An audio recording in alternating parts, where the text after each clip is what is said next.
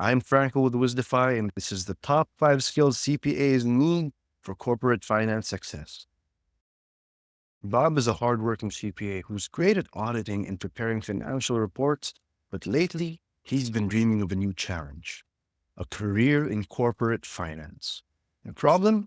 He feels stuck.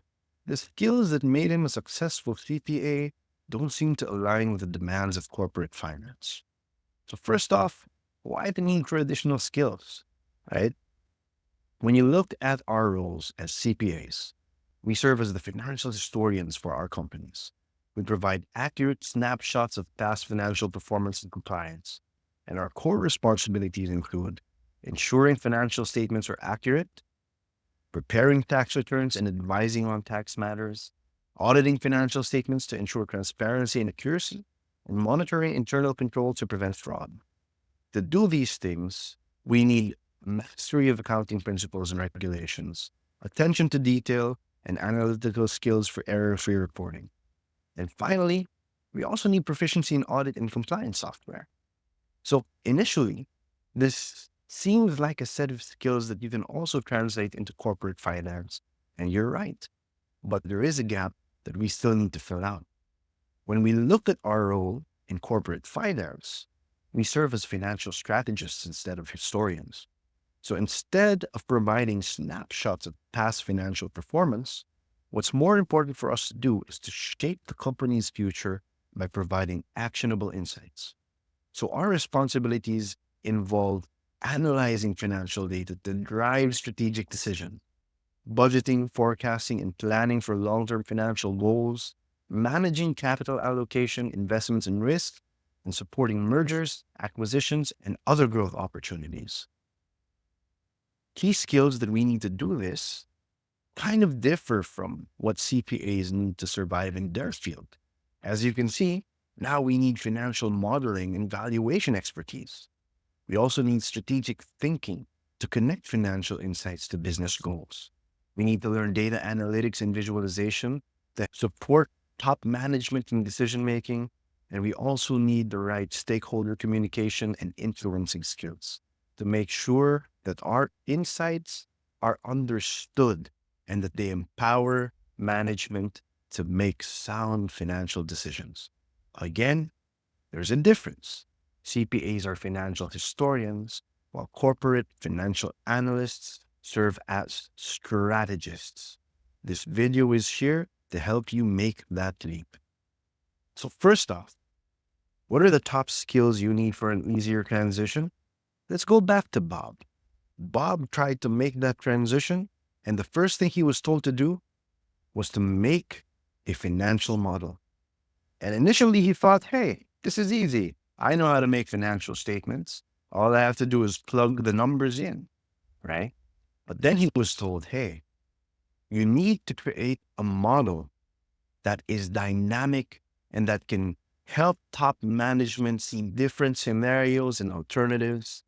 And what Bob failed to see was that there is another table to the right that has different scenarios that will affect the models that he creates. So now Bob having kind of a problem.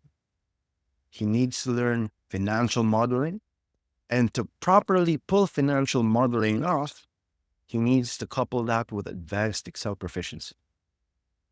His superior tells him, if you make the model, I'll be expecting the charts by the end of the day. And now Bob is panicking because he has to learn data analytics and visualization as well. Now, Bob wasn't prepared for this because he thought it was an easy transition. He was a CPA who dealt with numbers the whole day. He thought that these numbers would be the same wherever he went. So how do you think Bob handled this? My gosh, Bob is panicking now. But he took some time, went on to Wisdify, and went on a short Excel course with me. And now he's doing just fine. What did he learn to help him make that big leap? So now you're supposed to see my Excel screen. And here we have the exact same data set that Bob was asked to model. Now, the question is, how do you make a dynamic model? See, Bob was tasked to make an income statement that would change when it came to different scenarios. We could say scenario, and there, we can make this something that can be filled out. And let's color this something like green, telling management that this is where they enter their data to make the income statement move. But as you can see, there's nothing here right now. So what are we going to tackle with this example? We're going to use Excel functions to make a dynamic model. And after that, we're going to use data visualization techniques. Okay. So first off, how do we create that model? First, Bob panicked because all he thought he had to do was fill out these rows, right? Or these columns of data. But the thing is, he had to make a model for the best case, the base case, and the worst case. To do something like that, we would have to make 3 different tables. So let's just leave a little bit of space here so that we can label this and we don't get lost. Let's use this as the base case. We'll use this as the best case, and the final table will be for our worst case. Under these different scenarios, we already have a base scenario for 2024. Let's assume that 2024 is our initial year. This was already concluded, and this is the data that we had for the year. And now we're projecting growth rates. Okay? When it comes to our revenue growth rate, what you have to do here to project the revenue for the next years, usually what we do here is simply multiply that to our sales volume, right? We usually don't change the selling price, but again, this all depends on what management plans to do. If management plans to increase prices, then that's something that you have to reflect. But say, for example, management doesn't really want to include that in the strategy. They want to maintain a $50 unit price, and we're looking to increase our revenue through increasing sales volume. Right? So what do? One thing that you can do is simply multiply the original figure by 1 plus the growth rate. And this is something that you can drag across to the next years, and you're actually done. For the selling price, did we expect changes? Again, we don't really expect changes, so we can just drag that as is. And for all of the other costs, we expect them to grow at a constant rate, right? So this would be a lot simpler, actually. We just do the same thing, multiply the base by 1 plus the rate. And this is something that you can drag across. There's something that I forgot to do, and that is to anchor the growth rate that I have. So I press F4. Please don't forget to do that when you're handling data where in one cell is static. Now I drag that across and do the same here. And this is something that I can actually copy now across all of the costs. So now we've finished the base case. We can do the same thing for the best case and the worst case. So Bob probably didn't have a problem with this once he learned that all you needed to do was to multiply by the rates. But what do you think he had a problem pulling off when it came to the modeling? So we talked about creating dynamic models, right? And one of the ways that you would create a dynamic model is you actually have to use another formula that enables you to switch between scenarios. Because what happens when you don't have a dynamic formula? So now I've filled out all the tables. We filled out the tables together. And what's next for us? We have to plug that into our income statement. So what would Bob have done initially? Maybe he would make 3 different income statements, but now you're not an accountant anymore. You're a financial analyst. And if you want to bring only the most important insights to your readers, you have to present your data in a way that is comprehensive, but you can't be bringing them 3 different financial statements to look at. You can bring them 3 financial statements, but only give them 1 to look at. And how can we do that? You might have trouble here because these are three different tables and you can't plug them into one income statement at the same time, or maybe you can. And that's something that we can actually do. So I'm going to copy this table. And once I've copied it here, we can call it the live case, I guess. So once we have a live case, what are we supposed to do here, right? Again, we set up this area here to make it so that this is where management can enter the scenario that they want to see. And let's just say that they can choose between base, best, and worst. Now, here's the thing. How do I reflect it so that when management changes what's contained in cell K4, the figures here change as well, right? Before we get to that, of course, we have to map our figures first. So revenue is simply sales volume multiplied by selling price. And then we can actually drag that over now. We also have cost of goods sold. So we have it per unit here, but we can just multiply this by the sales volume as well because they have the same driver. So now, how do we get our gross profit, right? We just subtract revenue by our cost of goods sold. Again, we can drag this. And of our revenue, how much is gross profit? So that's what's being asked with gross profit margin. We simply divide gross profit by our revenue. And what we're saying is every unit that we sell, right? Every unit that we sell, we're making 40% in profits. So for our warehouse rent and all of the other operating expenses, we can just copy that as is.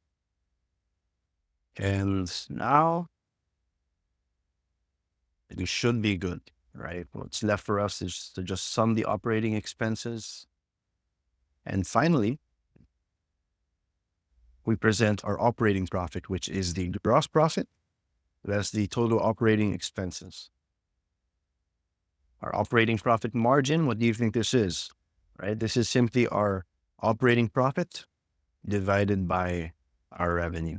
So let's do that. Operating profit divided by revenue, and we drag that across. So our tax rate is expected to be 30%.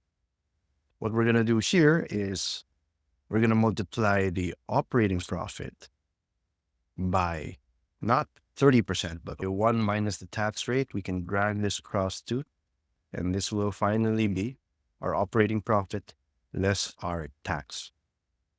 And we're actually done with our model, right? But now the issue is, how do I make this live case reflect the figures in my different cases?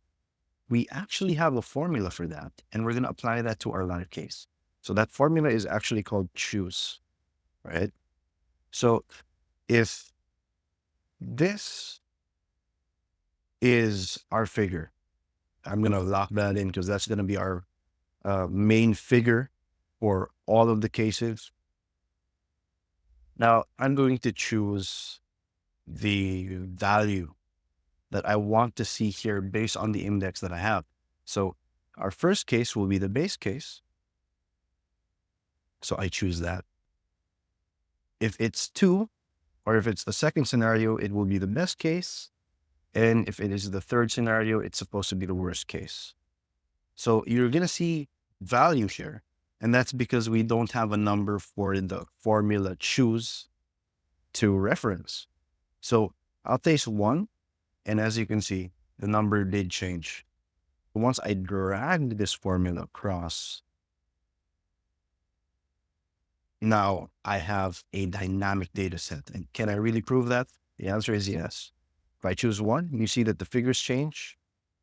I press 2, I press 3, and you see that the figures in my income statement are now dynamic based on the scenario that I'm choosing. And that's because of the choose formula that I just used.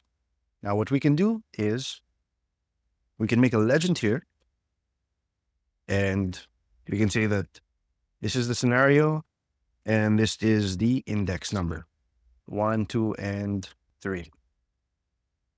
So now Management can see that and say, oh, okay, these are the numbers that I have to put in to pick the scenario that I want to see, right? And let's just format that so it's visible. There you go. And let's move that up here.